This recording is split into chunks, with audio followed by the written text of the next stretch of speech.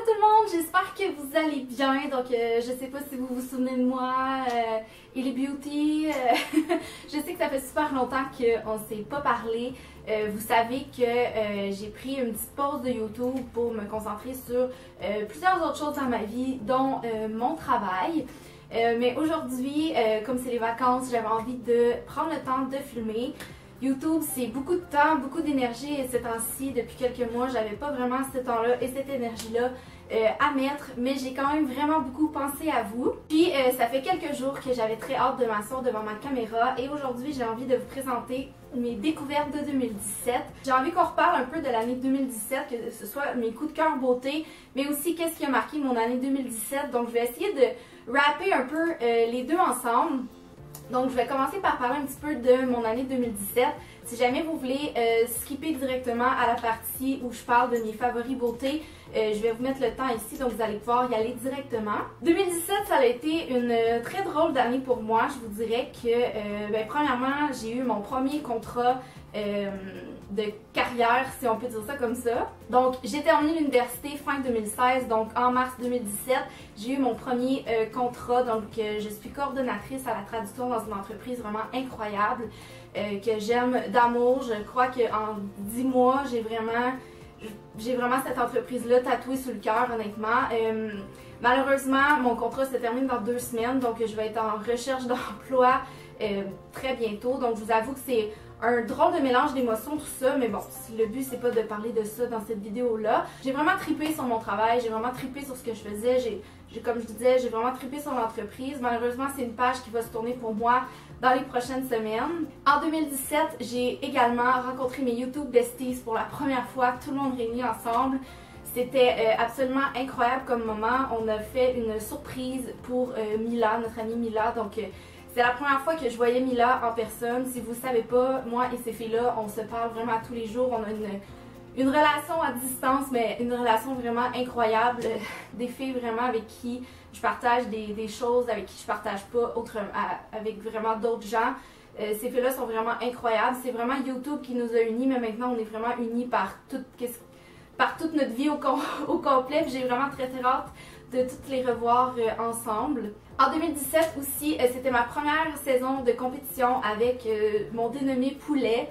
Donc, pour ceux qui me suivent depuis un moment, Toscane, qui est ma grosse jument noire, que vous avez sûrement vu plusieurs fois, est à la retraite depuis fin 2015 et j'ai vraiment l'opportunité depuis environ 2 ans de monter mon petit roux, mon petit poulet comme j'aime l'appeler. Ceux qui me suivent sur Snapchat, Instagram, vous le connaissez très très bien.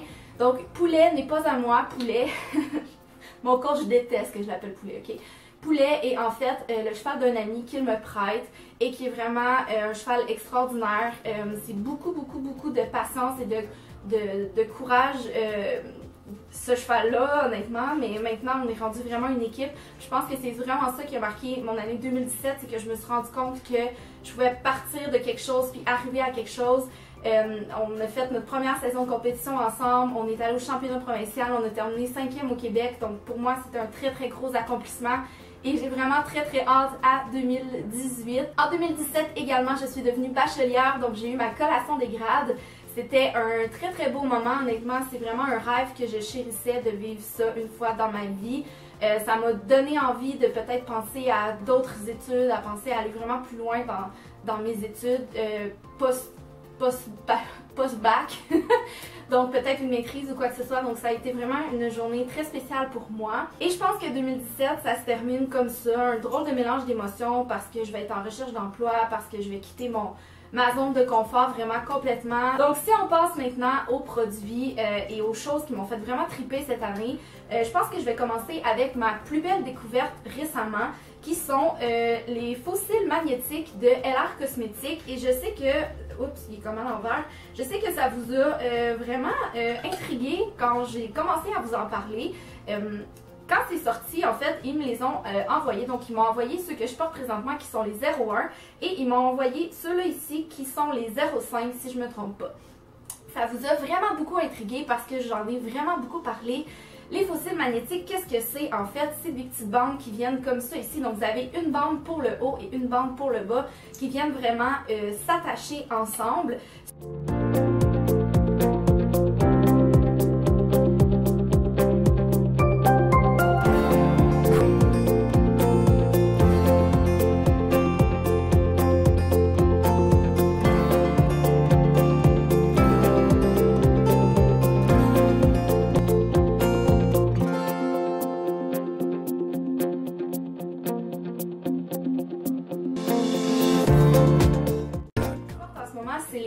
1 et honnêtement, je les porte tous les jours.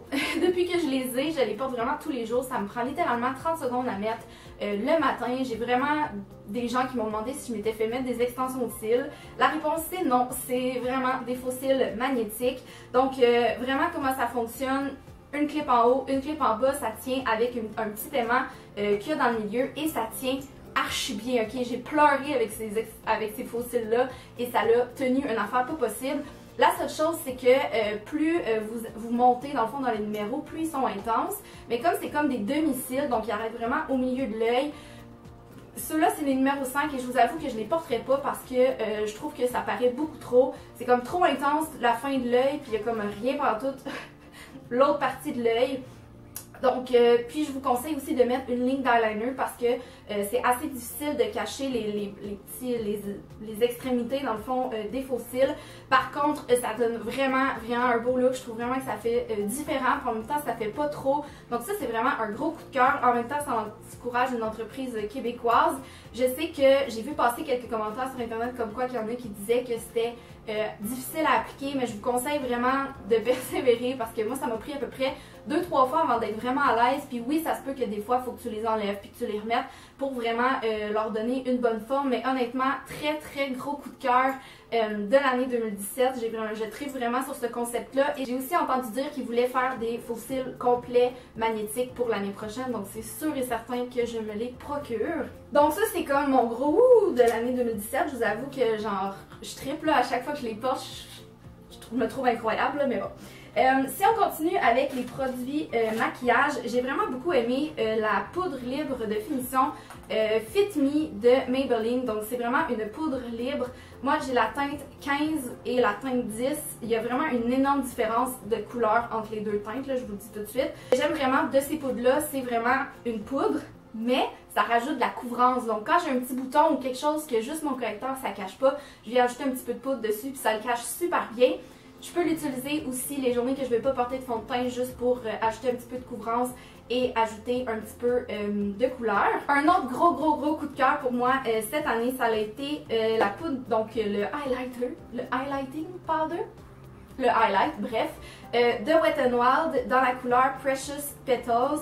Donc c'est celui que je porte en ce moment. C'est super naturel, ça a une petite teinte de rose, c'est vraiment un highlight que j'ai porté presque à tous les jours également, puis ça coûte vraiment pas cher, ça tourne autour de 4 à 5 $ si je me trompe pas, puis t'en as pour une éternité. Si on continue dans les poudres, mais qui est un récent coup de cœur, j'avais vraiment pas le choix de ne pas vous en parler, c'est le Butter Bronzer de Physicians Formula.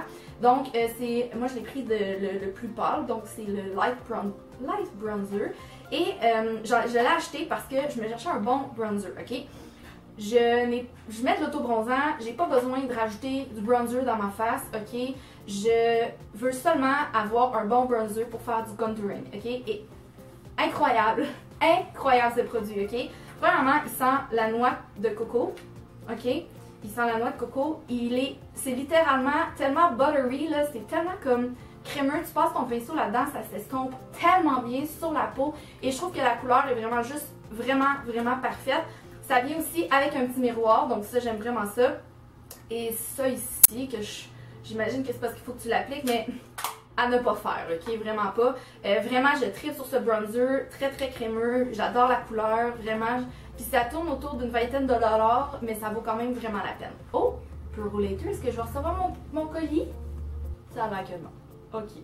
Un autre petit favori qui coûte vraiment pas cher, c'est le gel à sourcils de Essence. Si vous cherchez un bon gel à sourcils, quelque chose qui va venir être super rapide ou juste pour vraiment venir sceller vos sourcils, ça c'est un très bon produit, 3 ou 4 $ en pharmacie. Moi j'ai la teinte la plus pâle qui est Blondie Brows. Je continue avec mes deux mascaras vraiment préférés de cette année. J'ai le Voluminous Lash Paradise qui est presque terminé. Attendez de vous le montrer pour pouvoir le jeter. Mais c'est sûr et certain que je vais m'en racheter un. Donc c'est vraiment mon mascara préféré de l'année 2017. Je crois que c'est pas une surprise. Vous en avez beaucoup entendu parler cette année.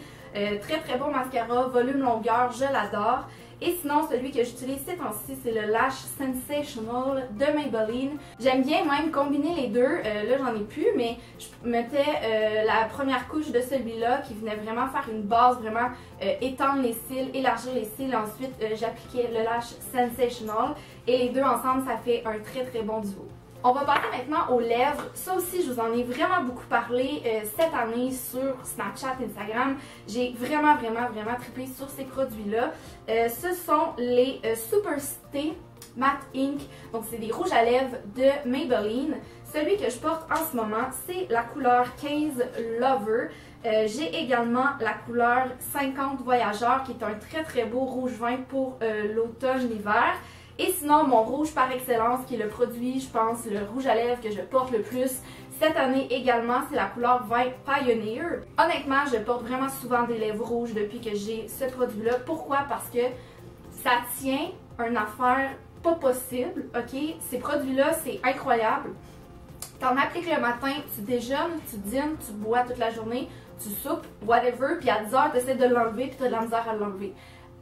T'as même pas besoin d'en rappliquer. Ça assèche pas les lèvres. Je vous avoue que cette couleur-là, pour une raison que j'ignore, assèche un petit peu plus les lèvres, mais mon rouge est vraiment très confortable. Toute la journée, j'ai pas besoin d'y penser, je le sens pas.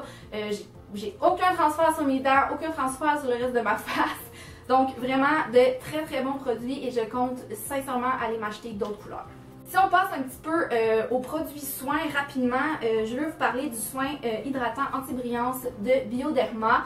J'ai beaucoup aimé ce produit-là. Pourquoi? Parce que je me cherchais un hydratant le matin que je pouvais appliquer qui ne me laissait pas la peau grasse, qui laissait respirer ma peau, mais en même temps qui venait contrôler un peu mon sébum, ma luisance. Pourquoi j'ai aimé ce produit? Honnêtement, il ne matifie pas particulièrement ma peau. Par contre, je l'aime parce que le matin, quand je viens de me laver le visage, je crave de mettre de l'hydratant en face et tous les autres hydratants que j'avais me laissaient un fini gras, me laissaient vraiment je me sentais pas bien, ma peau respirait pas, mais avec celui-là, j'ai vraiment aucun problème.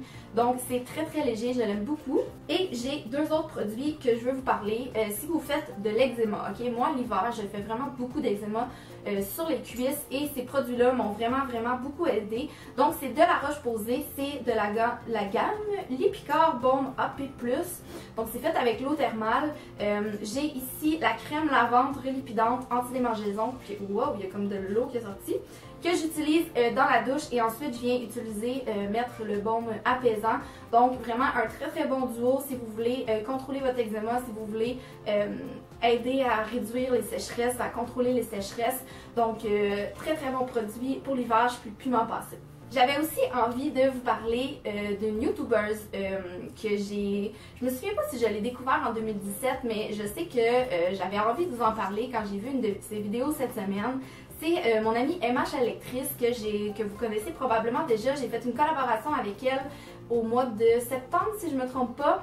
C'est une fille que j'adore, je tripe sur sa personnalité.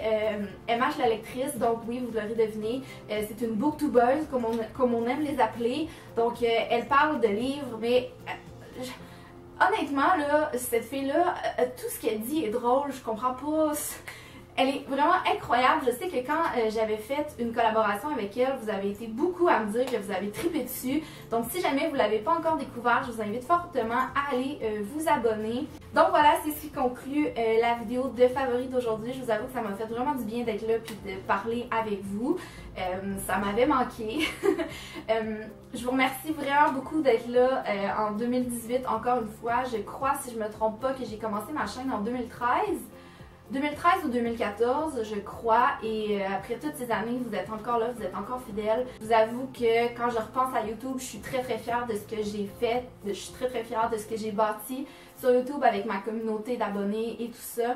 Je suis très reconnaissante d'avoir un auditoire avec qui je peux parler de ce genre de choses-là, que je peux parler des choses de la vie. Donc je vous souhaite une très belle année 2018, je vous souhaite vraiment de vous accomplir, je vous souhaite de passer du temps avec les gens que vous aimez. Je vous souhaite d'être heureux, je vous embrasse très fort, puis on va se voir la prochaine fois. Bye!